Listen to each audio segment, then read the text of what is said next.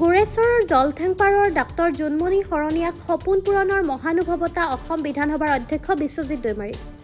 অধ্যক্ষগৰাকীৰ প্ৰচেষ্টাৰ দৰিদ্ৰতাক নেওচি সুখ্যাতিৰে BDS পৰীক্ষাত উত্তীৰ্ণ হয় ডাক্তৰ জোনমণি শৰণীয়া। গাঁৱলৈ গৌৰৱ কঢ়িয়াই অনা BDS ডিগ্ৰীধাৰী ডাক্তৰ জোনমণি শৰণীয়াক জনালে ৰাজহুৱাভাৱে সম্বৰ্ধনা। অসম বিধানসভাৰ অধ্যক্ষ বিশ্বজিৎ দৈমাৰীয়ে আয়োজন কৰে ৰাজহুৱা সম্বৰ্ধনা অনুষ্ঠান। অনুষ্ঠানত BDS পৰীক্ষাত উত্তীৰ্ণ হৈ আহি সফলতাৰ আঁৰত থকা অধ্যক্ষ বিশ্বজিৎ দৈমাৰীক ধন্যবাদ জনালে ডাক্তৰ জোনমণি শৰণীয়াই। এটা গৌৰৱৰ দিন আমাৰ জলঠেংপাৰ গাঁৱৰ পৰা জোনমণি শৰণীয়া মানে BDS কমপ্লিট কৰি আহিলে, ডেণ্টিষ্ট ডক্টৰ হিচাপে ওলাই আহিলে। গাঁওখনৰ প্ৰাইমাৰী স্কুল আৰু ইয়াৰ পিছত আমাৰ অঞ্চলখনৰ নাওকাটাৰ যি বালিকা উচ্চ মাধ্যমিক বিদ্যালয় আছে তাতে পঢ়া শুনা কৰিছিলে। গতিকে তেখেতৰ মানে যিটো জীৱন যাত্ৰা খুবেই জটিল আছিলে, কিন্তু তাৰ মাজেদিও পঢ়া শুনা কৰি পেলাই আজি তাই ডক্টৰ সম্পূৰ্ণ মানে কোৰ্সটো সম্পূৰ্ণ কৰি আহিল। গতিকে আমাৰ জেগাৰ কাৰণে গৌৰৱৰ কথা। আৰু এনেকুৱা ঠাইৰ পৰা ডক্টৰ হোৱা আৰু এনেকুৱা পৰিয়ালৰ পৰা ডক্টৰ হোৱাটো নিশ্চয়কৈ আমাৰ চবৰ কাৰণে মানে প্ৰেৰণাদায়ক। এইটো আমাৰ সকলোকে প্ৰেৰণা কৰে যে এই পৰিয়ালৰ পৰা বা সেই অঞ্চলৰ পৰা এনেকুৱা ধৰণৰ আমাৰ গাঁৱৰ সাধাৰণ বিদ্যালয়ৰ পৰা পঢ়া শুনা কৰি যে ডক্টৰ হ'ব পাৰে, আজি সেইটো এটা বিশ্বাস, আত্মবিশ্বাস অঞ্চলৰ চবকে তাই আনি দিছে। গতিকে তাৰ কাৰণে জোনমণিক আজি আমি অলপ সম্বৰ্ধনা জনাইছো আৰু কি কয় এটা গৌৰৱৰ উৎসৱ পাতিছো বিহুৰ নামত একেলগে একলগ হৈ ফালে সেইটোৰ নামতে চবে মিলি ফালে এসাঁজ খোৱা মানে ইয়াত বাকী একো নাই। জোনমণি আছে ইয়াতে, মাক ইয়াতে আছে। মোৰ ভূমিকাটো মইতো পাব্লিক মেন, মই ৰাইজৰ মানুহ। সৰু বয়সৰ পৰাই মই ৰাইজৰ নামতে ওলাইছো। মই যেতিয়া মানে কি কয় তোমাৰ হাইস্কুল চূড়ান্ত পৰীক্ষা কমপ্লিট কৰিলো, তাৰ পিছতে মই ৰাজহুৱা জীৱনতে আছো। আজিলৈকেও ৰাজহুৱা জীৱনটো, ৰাজনৈতিক জীৱন মানে ৰাজহুৱা জীৱন। বাটে ঘাটে য'তে যাকে যি পাওঁ, যদি ক'ৰবাত কিবা পাৰো সহায় কৰিছো, কিবা যদি কোনোবাই এডভাইচ বিচাৰিছে এডভাইচ দিছো। ঠিক তেনেকুৱা ধৰণৰ মানে বিভিন্ন সময়ত বিভিন্ন ধৰণৰ মানুহক লগ পাই আহিছো। জোনমণিকো তেনেকুৱাকৈ, জোনমণিকো মই লগ পোৱাই নাছিলো, তেওঁৰ মা দেউতাক লগ পাইছিলো। তেওঁলোকে জোনমণিৰ বিষয়ে কৈছিলে আৰু তেতিয়া তাত পঢ়া শুনা কৰাৰ ক্ষেত্ৰত ঘৰখনৰ অকণমান মানে অভাৱৰ কথাটো কৈছিলে। আৰু তেতিয়া মই মাজে সময় আমি চবে চাই দিম বুলি কৈছিলো। আৰু হিচাপে জোনমণিৰ লগত যোগাযোগত থাকি পালে যেতিয়াই তেওঁ কয় যি পাৰো সহায় কৰি আহিছিলো। আৰু এটাই উপদেশ দিছিলো, কষ্ট হ'বই, কিন্তু সেই কষ্টটো কেতিয়াবা সহ্য কৰিব নোৱাৰি যাহাতে পঢ়াটো ত্যাগ নকৰে। গতিকে যিকোনো পৰিস্থিতিত আমি লগত আছো বুলি তাইক কৈ আহিছো আৰু সেইমতে যিমান পাৰো আমি মানে সহায় কৰি আহিছো। বাকী যি হৈছে তেওঁৰ চেষ্টাত হৈছে, তেওঁৰ মানসিক যিটো এটা মানে ষ্ট্ৰং এটা কিবাটো আছে সেইটোৰ কাৰণে হৈছে বুলি মই ভাবো। গতিকে আমাৰ কাৰণে ডক্টৰ এটা হোৱাটোৱে বহুত ডাঙৰ কথা। তেনেকুৱা নহয়, মানুহে কাৰো মানে পালন পোষণৰ দায়িত্বটো ল'ব নোৱাৰে, চবকৈ এক্সিডেণ্টেলি। তেনেকুৱা মই ক'লোৱে, মই ৰাজহুৱা জীৱনটোত বহুতক তেনেকুৱা পাইছো, সহায় কৰিছো পাৰাত। গতিকে তেনেকুৱা ডক্টৰ হোৱা থাকিব, ইঞ্জিনিয়াৰ থাকিব, কিবা এটা যদি জেনুইন হয়। মোৰ কথাটো হ'ল কোনোবা অকল আৰ্থিক অৱস্থাৰ কাৰণে এটা যিটো অত্যন্ত গুৰুত্বপূৰ্ণ বিষয়ত শিক্ষা গ্ৰহণ কৰি আছে, সেইটো যাতে উভতি আহিব লগা নহয়। গতিকে তামোলপুৰত এজন মানে কি কয় ডক্টৰৰ তেনেকুৱা এটা অৱস্থা হৈছিলে যে তেওঁৰ হোষ্টেলৰ ফিজ দিব নোৱাৰি ঘূৰি আহিব খুজিছিলে। সেইটো মই জীৱনত সহায় কৰিব পাইছো। তেওঁ এতিয়া ডক্টৰ হৈ ওলাই গ'ল।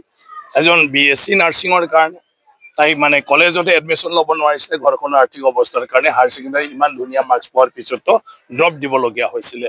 লাষ্টত BSc নাৰ্ছিং তাই মানে এণ্ট্ৰেঞ্চ কৰি পাছ কৰিলে আৰু পঢ়াত আমি অলপ সহায় কৰি দিলো। আজি ধুনীয়াকৈ তাই BSc নাৰ্ছিং কমপ্লিট কৰিলে। ঠিক তেনেকৈ NIT পঢ়ি থকাবিলাক আজি তেওঁলোকে অইলত ধুনীয়াকৈ চাকৰি কৰি আছে। তেনেকুৱা বহুত ধৰণৰ মানুহ লগ পাওঁ। ইমান বছৰ আজি প্ৰায় 35 বছৰতকৈ বেছি মই যিহেতু বাহিৰত আছো, গতিকে তেনেকুৱা ধৰণৰ পৰিস্থিতিটো মই জানো, তেনেকুৱা পাই আহিছো।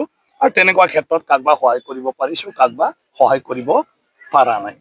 গতিকে সেইটোৱে কথা। কিন্তু আজি মানে ভাল লাগিছে যে জীৱনত মানে জোনমণিক যিদিনাৰ পৰা পাইছো আৰু সেইদিনাৰ পৰা মানে জোনমণিক মানে দেখি বা পাই তেওঁ দিহা পৰামৰ্শ দি আজি তাই যে সম্পূৰ্ণ হৈ আহিলে, এজন চিকিৎসক হিচাপে ওলাই আহিলে। গতিকে সেইটো এটা মানে ভাল অনুভৱ। গতিকে জীৱনটোত কমচে কম তাইৰ জীৱনটোতো কিবা এটা হৈছে আৰু তাত ময়ো যে ইনভলভ হ'ব পাৰিছোঁ সেইটোৱে মোৰ কাৰণে বহুত বেছি ধন্যবাদ ইমান ডাঙৰ কাৰ্যসূচীটি আয়োজন কৰাৰ কাৰণে। আচলতে ধন্যবাদ ছাৰক মই আৰম্ভণিৰ পৰা পাইছিলোঁ।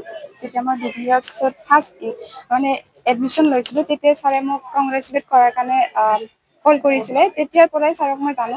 যেতিয়া মোৰ যিকোনো কিবা অসুবিধা হয় তেতিয়া মই ছাৰক ডাইৰেক্টলি মেছেজ কৰোঁ। ছাৰে কেতিয়াবা মানে ছাৰক তেনেকৈ কণ্টেক্ট ৰাখি আছিলোঁ। ছাৰে সদায় মোক তেনেকৈ হেল্প কৰি আহিছে BDSৰ ক্ষেত্ৰত। আচলতে BDSটো বহুত বেছি কষ্টলি হৈ যায় জাৰ্ণিটো।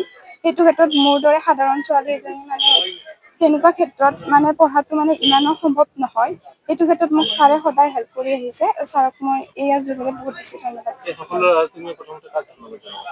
মই মোৰ মা দেউতাই সদায় মোক মানে মোৰ জীৱনত মানে যিখিনি লাগে সদায় মোক সৰুৰ পৰা হেল্প কৰি আহিছে আৰু সিহঁতৰ মানে নিজৰ যিখিনি চেক্ৰিফাইচ কৰি হ'লেও মোক সদায় মানে জীৱনত যি লাগে যি পঢ়িব বিচাৰোঁ তাৰ কাৰণে মোক সদায় ছাপোৰ্ট কৰি আহিছে।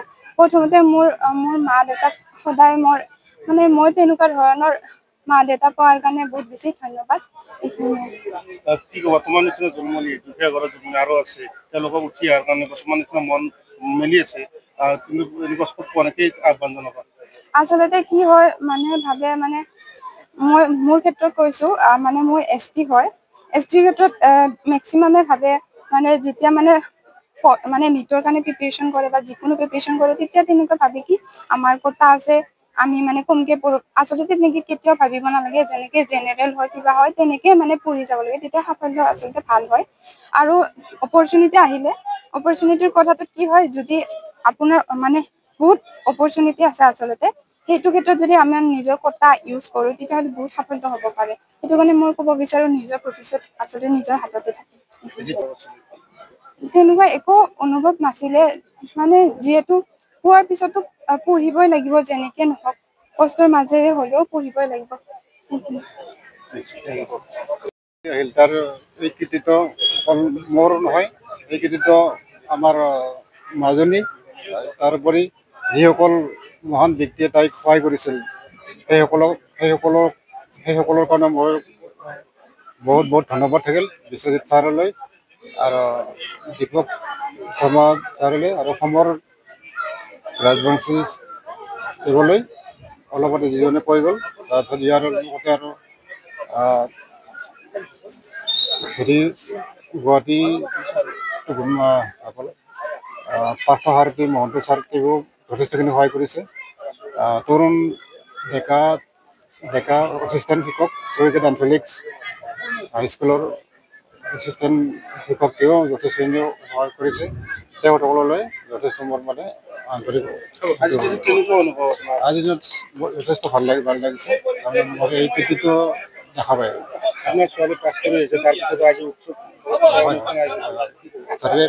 স্পিকাৰ ডাঙৰীয়া স্পিকাৰ মহোদয় ছাৰ ইয়াৰ বাবে এটা প্ৰীতি ভোজনৰ আহ্বান কৰিছে।